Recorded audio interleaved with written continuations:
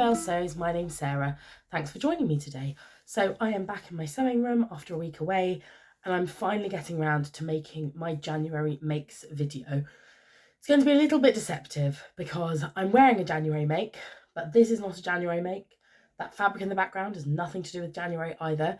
I've just been very busy wearing my January makes. So I've come back from holiday and popped them in the wash, but I wanted to get this vlog done because February is almost over. So I'm going to have to start thinking about my February makes video very soon.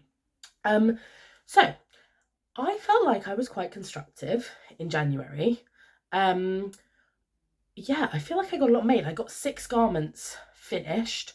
It would have been 7 if I hadn't had the issues with my sewing machine. So the Cali shirt that I've shown you a few times was mostly constructed in January, but the buttonholes and buttons were only done in February once my machine was working again. So that technically, I guess, counts as a February make.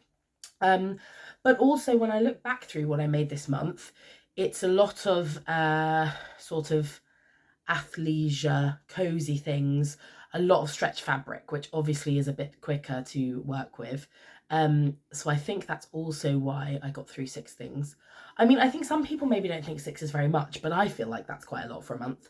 And I don't think I'm going to match that this month, but I think I've made things in February that are a little bit more complex. So I'm taking my time over them. So where do we start? I think first up, the first thing I finished sewing, which I literally made in the first 2 days of January, was my Stanton boucle sweater. I'll pop a picture of this here. Now, even though I finished it, it was my first make of the year, I only shared it in my Friday Sews last week because it was only released on the Jenny Stitches blog last week. So I had to hold off on sharing it, but it was actually my first make. I won't go into a crazy amount of detail because you've heard about it before, and also because there is information on the blog, which I will link below. Please do check the blog out. But basically the original pattern, as with all of the cashmerette patterns, comes in 2 size bands and with lots of different cup size options. I really heavily hacked it for this sweater because I wanted it to be a sweater rather than a hoodie. And I wanted it to have this sort of colour block design. Now, the Stanton, you could colour block just using the pieces they have because it's made up of lots of different sections, but I wanted it to be a bit more angular, so I basically cut the pieces up. I would say it's a really nice pattern. Generally with hoodies, I like them really massively oversized. So when I buy hoodies, I always buy them so they're really, really long. So they cover my bum and they have like really big sleeves and they're just quite long. And I'd wear them with leggings. So yeah, whereas a sweater, I don't know why, because they're not that different, but a sweater, I may be more likely to wear something a little more fitted. And I would definitely say that the Stanton is like a more fitted hoodie. I suppose part of that is because if you can, you know, with something really oversized, the fitting isn't actually so complicated, whereas getting something that fits curves really, really well is more of a challenge. So yeah, the other thing I would say with it is it came up very short. Like I added length to the bottom of it and it still is on the shorter side of what I would normally wear. So I would say it comes to like just sort of just under your tummy sort of thing, but I had to add length and I'm only 5'4".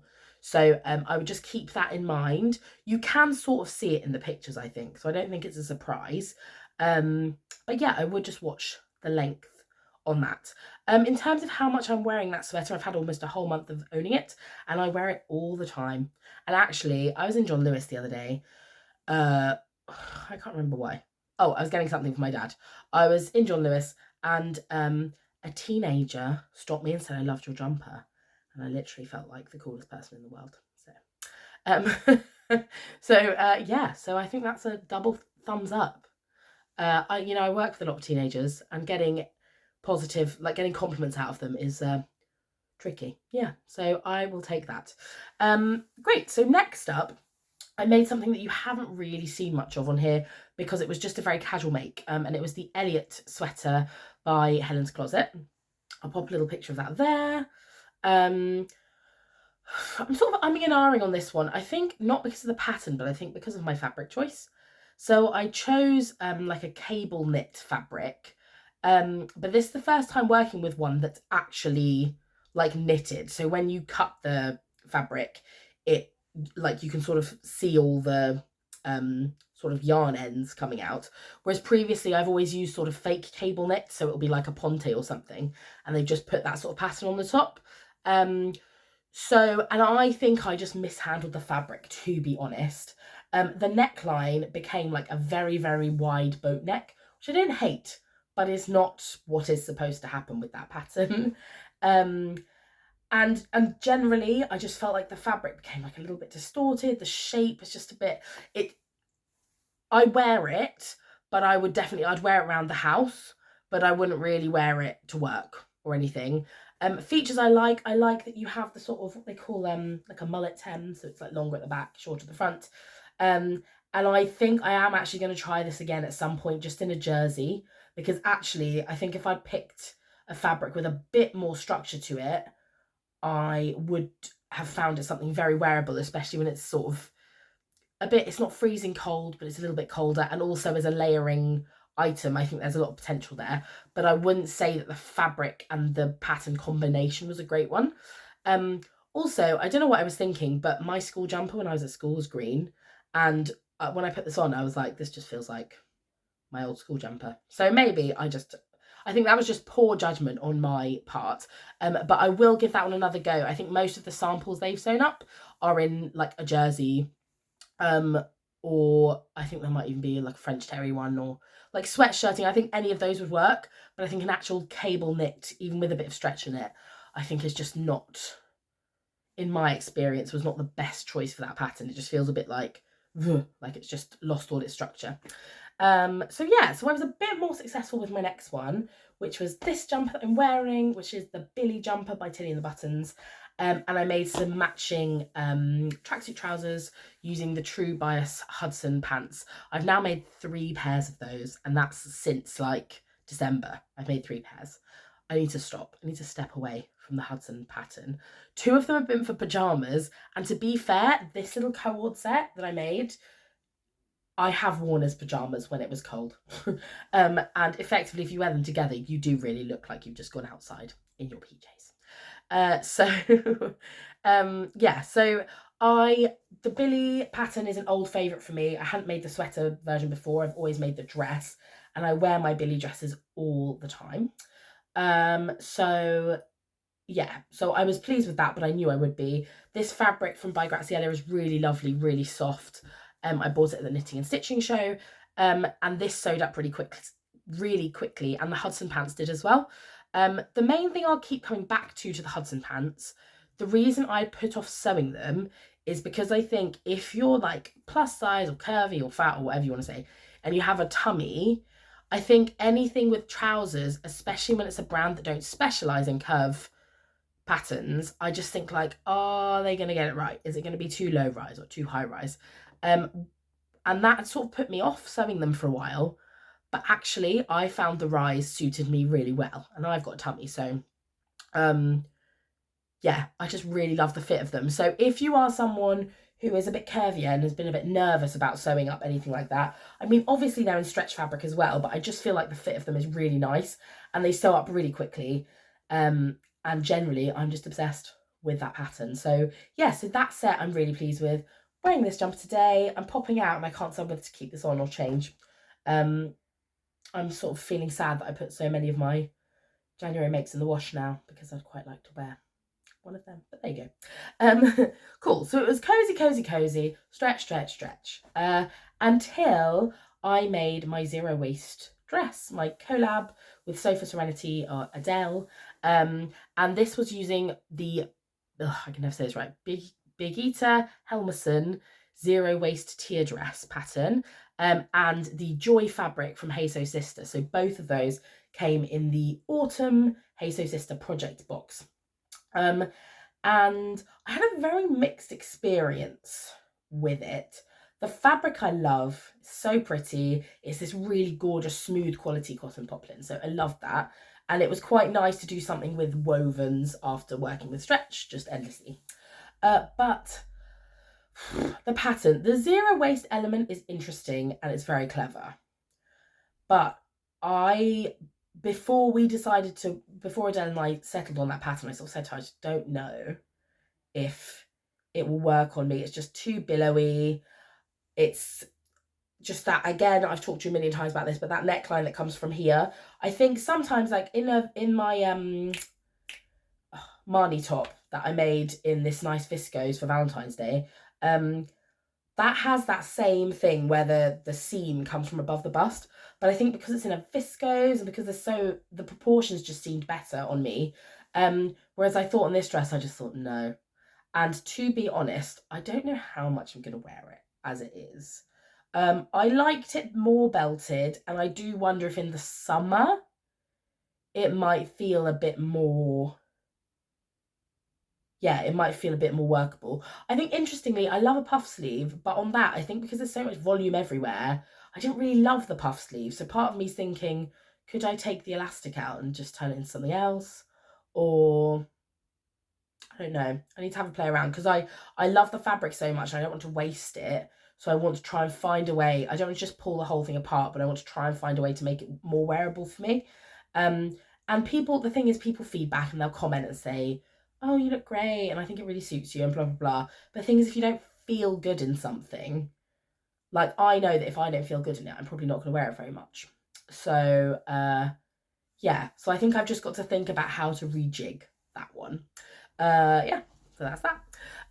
And then the last thing I made up, I couldn't stay away from sweaters. I think I've made in total 4 sweaters in January, which is just ridiculous. But hopefully I won't have to sew on for a while. So this is the toaster sweater by Sew House 7. I'll pop a picture here. And this was my first time sewing a Sew House 7 pattern, and obviously my first toaster sweater. And the pattern was actually gifted to me, as I've said previously, by Judy at Running So and So, who's very, very sweet. And yeah, I really enjoyed sewing it.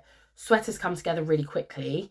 I do feel like this one has more features that make it a bit more interesting than your average sweater. So I did it with a sort of raised neck, which I love. I like that the cuffs on the wrists and at the waist are like quite deep, just because I think that gives it a slightly more like modern silhouette. And you've got the nice raglan sleeves, and a lot of the top stitching as well, I think, makes it look really sort of professionally finished. So I really enjoyed sewing that, and again, it was very quick. I added on my little hearts across the front, and because love is love, baby, and also I like rainbows. So so I ironed those on, and then I have so much thread. I think I got, when I first started sewing, I think I got one of those boxes with like loads of different Gutterman thread in. And so I had a colour that almost matched pretty much everyone. So I then stitched them on so that when I put it in the wash, they hopefully won't disappear. And I wore that when I was away this week, and I absolutely loved it. I need to, because again, the length of that's quite cropped, so it's sort of at the waist. And I don't love wearing high-waisted jeans without something over the top of them. So I just got to think about what my best options would be for getting the most wear out of that pattern. Yesterday, when I drove home, I wore them. I had my Hudson's in this fabric, my Hudson pants on, and then I had my Sew House 7 toaster on the top, and those proportions worked really well. So I think maybe it's just going to be more of a casual look. But yeah, those are my makes for January. So a lot of sweatshirts, a lot of green. But also I think the thing with, sometimes I'm drawn towards, I just want to sew things that look really pretty and really fun and everything. And actually, I think when you look at it, it's like, what are the things I'm wearing every day? Because out of these, the Stanton, the Elliot, the Billy, the Hudson, and the toaster, I all wear a lot day to day. I know it's the season for it, but equally it's like, that is what you should be making. Do you know what I mean? So having wearable things, I mean, obviously make beautiful things too, but having wearable things is maybe more important than just having like 100 beautiful dresses that you don't have time to wear all the time, you know? So yeah, I should also say this dress behind me is a cashmere Alcott dress, and there's also a blog post which I'll link below. My first ever Jenny Stitches blog post was on this dress in this lovely cotton jersey, which I believe she still has some of in stock, and she also has it in like a khaki green colour. So if you like the look of that, and again, very wearable dress, wear this to work all the time, very speedy sew, great fit. I didn't make this in January, I made this earlier last year. But yeah, so that is January for you. So I hope you enjoyed that. This is my first time doing a monthly roundup of makes. I don't know, obviously you sort of see bits and bobs in my Friday sews as we go along. So I don't know whether this video then seems a bit pointless because you know most of what I've made, but maybe not. So let me know down below what you think, if I should keep going with a monthly roundup video. And yeah, I'll see you later in the week for Friday sews. All right, take care. Bye.